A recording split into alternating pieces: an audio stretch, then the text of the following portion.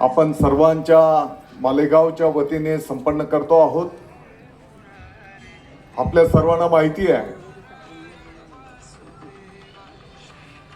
चैतालीजी काही दिवसांमध्येच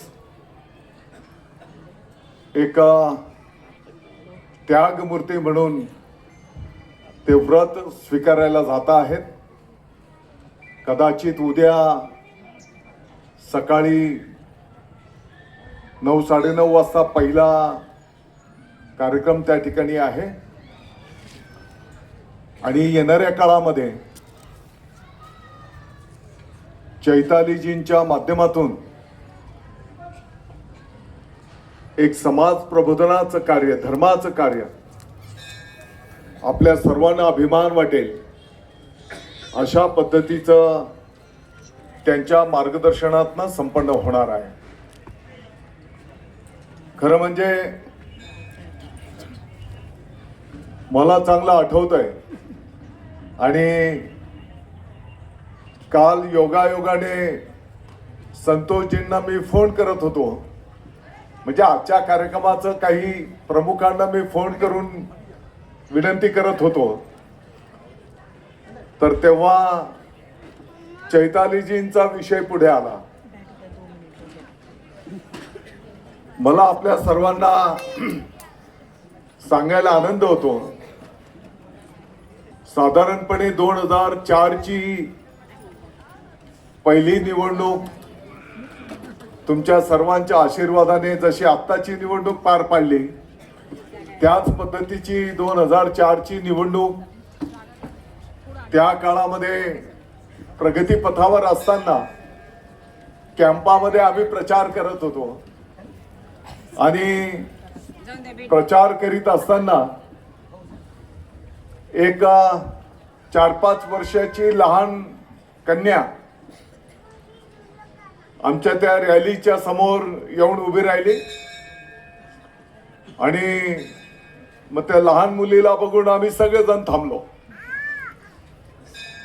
थांबल्याच्या नंतर ती लहान कन्या, ते लहान बाळ बोललं, दादा भुसे कोण आहे? मग मी सांगितलं की मी दादा भुसे आहे। मग ते लहान बाळ बोललं, दादा भुसे आणि कपबशीचा विजय होईल। असं 2004 च्या प्रचार करत असतानाचा तो एक प्रसंग होता आणि ती 4-5 वर्षाची कन्या नंतरच्या काळामध्ये मी संतोष भाऊंच्या कॅम्पातल्या घरी पण गेलो। नंतरच्या काळामध्ये 12 बंगला परिसरातला त्यांच्या घरी पण गेलो आणि मला वाटतं की वाढदिवसाच्या निमित्ताने शुभेच्छा द्यायला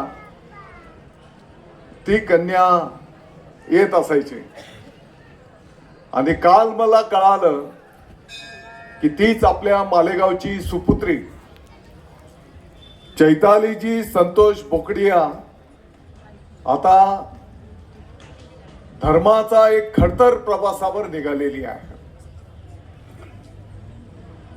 गेल्या गेल्या मी घरी अनिता आणि सर्व कुटुंबाला चैतालीजींच्या संदर्भातली माहिती दिली।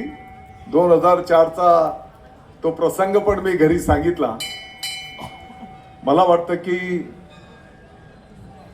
एक खडतर प्रवासाला चैतालीजी निघालेले आहेत आणि समाज सुधारणेचं कार्य त्यांच्या हातून घडो अशी मी रोकडोबा हनुमानजींच्या चरणी प्रार्थना करतो, त्यांना शुभेच्छा देतो।